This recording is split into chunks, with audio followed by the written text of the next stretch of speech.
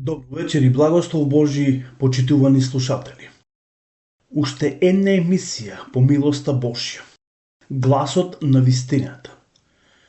Почитувани слушатели, навистина е голем благослов да можеме преку оваа емисија се разбира да го разбериме Господа, затоа што Светото Писмо има за цел да можеме да го разбериме Господа. И не само што Светото Писмо, туку тоа Свето Писмо е од Бога дадено и се разбира инспирирано преку Духот Свети. Но зборуваме, како што кажав, за прекрасни теми. Теми кои што верувам дека ќе го задоволат вашиот апетит.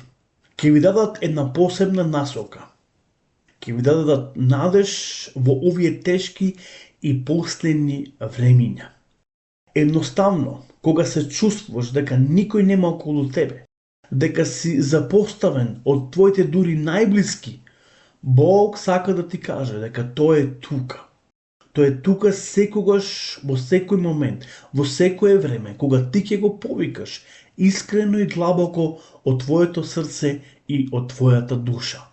Пророкот Еремија поточно ни кажува во 29 глава 13 стих вели: ќе ме побарате и ќе ме најдете кога од срце ќе ме побарате. Бог му се упатува на Божиот народ. Како може човекот денеска да го најде Бога? Луѓето денеска покушуваат на различни начини да стигнат до Бога. Наметнати му се, натурени му се различни работи. Но сепак Библијата многу јасно и гласно зборува дека верата е клучен чекор како можеме да го најдиме Господа. Затоа што таа е жива представа, се разбира. Но без вера не може едноставно да му се угоди на Бога. Но ние, иако не го гледаме Бог, но веруваме, се разбира дека постои. И всушност тоа е вера, тоа е дефиниција на верата. Да докажеме дека Бог постои, иако не можеме да го видиме со нашите собствени очи и дека тој е меѓу нас. Ја длабоко верувам, почитувани слушатели, дека Бог е тој кој не води и дека тој е меѓу нас. И оваа вечер се разбира. Зборуваме, како што кажав, за клучни прашања. Прашања кои што се многу битни и многу важни за секого еден од нас. Од каде сум, зошто сум на светот и каде после смртта. Зборуваме каде после смртта. Минатата емисија отпочнавме за потеклото на смртта. Денеска можеби често пати луѓето се прашуваат од каде дојде смртта. Дали постои извор? И едноставно луѓето покушуваат на различни начини да најдат одговор по оваа прашање, но одговорот лежи во Библијата. Каде? Назад во Едемската градина. Онамо каде што Бог го твореше човекот. Библијата виде и ние минатата емисија видовме дека Бог го создаде човекот и не само човекот, дека Бог ги создаде небото и земјата и се што е на нив. И потоа Библијата ни открива дека виде Бог дека сето на што Бог го создаде беше добро. А потоа Бог му создаде на човекот Едемска градина, каде тој ќе може да ја обработува, да ја чува и да ги ужива сите благодати кои ги имаше во таа Едемска градина. И потоа вели го насели, поточно го зеде и го смести во Едемската градина, да биде, се разбира, негов дом и да може да ужива. И не само него, туку тој ја стави и неговата сопруга, која што подоцна беше креирана или создадена од реброто на Адам. Почитувани слушатели, покрај тие нешта, Господ знаеше дека ѓаволот нема да остане мирен и дека тој ќе покушува да го уништи или да ги уништи сите благослови кои Бог му ги даде на човекот.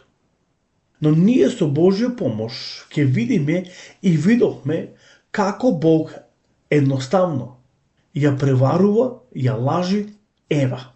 И не само што тој ја лажи Ева, туку исто така Бог го прави, се разбира, лажец. Но Библијата зборува дека татко на лагата е само ѓаволот. Почитувани слушатели, видовме како Бог го предупредува човекот дека во кој ден ќе вкуси во тој исти ден ќе умре. Бог го предупреди човекот да не вкусува од онаа дрво кое среде се разбира Божиот рај. И поточно, што ни вели понатаму Библијата? На змијата беше полукава од сите зверови полски што ги создаде Господ Бог, па и рече на жената: вистина ли е дека Бог рекол да не јадете од ниедно дрво во рајот? А жената рече на змијата: ние јаднем од родот од секое дрво во рајот, само од родот на онаа дрво кој е сред рајот. Рече Бог: не јадете од него и не допирајте се до него, за да не умрете. Тогашка змијата рече на жената: не, нема да умрете. Видите, нема да умрете. Значи гледаме како ѓаволот Бог го прави лажец и го демантира она што им беше пренесено на Адам и Ева, поточно на Адам. Но Бог знае дека оној ден кога ќе вкусите од него, ќе ви се отворат очите, па ќе станете како богови и ќе знаете што е добро и што е зло.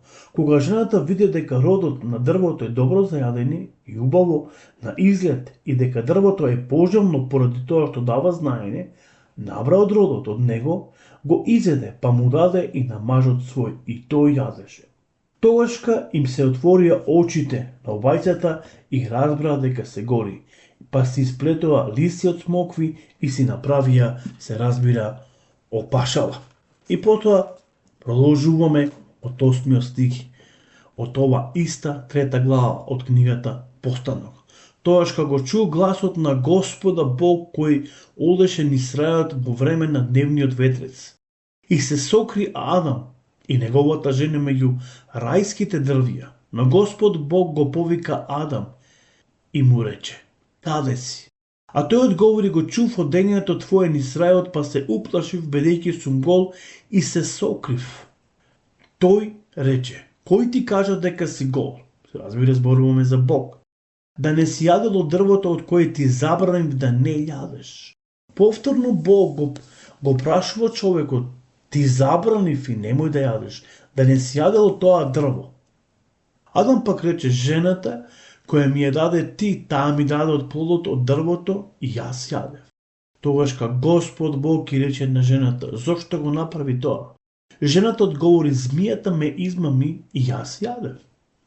На змијата пак и рече Господ Бог: затоа што си го направила тоа, проклета да бидеш меѓу сите животни и сите полски зверови, мешички ќе се влечиш и прав ќе јадиш се до крајот на својот живот. И ставам непријателство помеѓу тебе и жената, помеѓу родот твој и породот незин. Тој ќе ти ја смачкува главата, а ти ќе го каснуваш за петата. На жената и рече: ќе бидеш бремена, ќе ти ги умножам и премножам маките, со болки ќе раѓаш деца и ќе се поклонуваш кон мажот свој и тој ќе ти биде, се разбира, господар. Потоа му рече на Адам: бидејќи ја послуша жената своја и вкуси од дрвото од кое ти забранив и реков не јади од него, затоа земјата нека биде проклета заради тебе, со мака ќе се храниш од неја се до крајот на својот живот. Трне и бодилки ќе ти раѓа, а ти ќе јадеш трева полска. Со пот на лицето свое ќе јадеш хлеб, се дури не се вратиш во земјата, од која си земен, зашто земја си и во земја се враќаш. Адам ја нарече својата жена Ева, бидејќи таа стана мајка на сите живи. А Господ Бог и направи на Адам и на неговата жена облеки од кожа и ги облече од нив.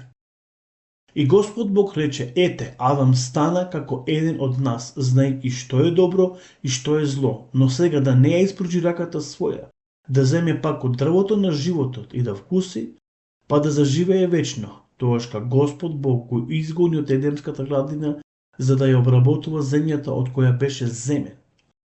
Откако пак го изгони Адам, постави на исток пред градината еден херовим и огнен меч кој вртеше натаму и наваму, за да го пазат патот кон дрвото на животот. Еве, Овде многу јасно и гласно зборува од каде потекнува смртта, како дојде смртта. Непослушноста е грев, а видовме дека платата за гревот е смртта. Адам стана непослушен и не го послуша, се разбира, гласот Божи. И потоа, што се случува? Бог ги прашува. Но тие одговорноста еден кон друг ја префрлаат, како да не сакаат да ја преземат, се разбира, во своји раце. Но Бог е праведен и равномерно ги казни како змијата, така жената, така се разбира и човекот. И потоа му вели Господ Бог, од земја си земен и во земја се разбира ке се вратиш. Ете како дојде смртта. Не дека Бог ја создаде смртта за човекот, туку човекот е тој кој ја избра смртта. Со самата непослушност човекот го прекрши зборот Божи и стана непослушен пред очите на Господа. Ние подоцна ќе видиме не само со тоа што тој го прекрши зборот Божи, но изгуби многу драгоценни прилики и можности кои Бог му ги даде во Едемската градина. Всушност, кога Бог му зборува од земја си земен и во земја ќе се вратиш, Бог сака да му каже дека човекот го изгуби животот вечен, за кој тој го создаде. Библијата ни открива дека човекот не беше создаден за да умира. Бог не ја создаде смртта за да човекот умира, туку човекот ја избра смртта сам. Значи Бог не е виновен, затоа што ние денеска се разбира умираме. Така да се надевам дека некоја јасна слика веќе ви дадов и дека веќе лека по лека се разбира ви станува јасно и појасно. Еве ќе отвориме во 4 глава и ќе читаме од 1 до 11 и ќе видиме што таму Господ Бог ни зборува. Потоа Адам легна со својата жена Ева, која зачна и го роди Каин и рече: придобив човек од Господа. Го роди уште брат му негов Авел, а Авел стана овчар, а Каин беше земјоделец. По некој време Каин му пренесуваше на Господ дар од земните плодови, а Авел исто така пренесуваше првина на стадото свое и од нивниот маст. И Господ погледна благонаклонето на Авел и на неговите дарови, а Каин и неговите дарови не погледна благонаклонето. Затоа Каин многу се разлути и лицето му се намрти. Тогашка Господ Бог му рече на Каин: зошто се лутиш? Зошто ти се помрачи лицето твое? Зарем кога правиш добро не си ведер во лицето, а кога правиш недобро, тогашка гревот е пред вратата твоја и те влечи кон себе си, но ти надвладај го.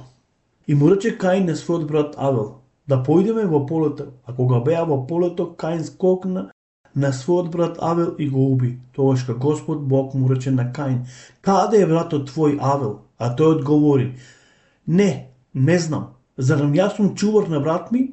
А Господ му рече: што направи? Чуја крвта на твојот брат која вика од земјата кон мене.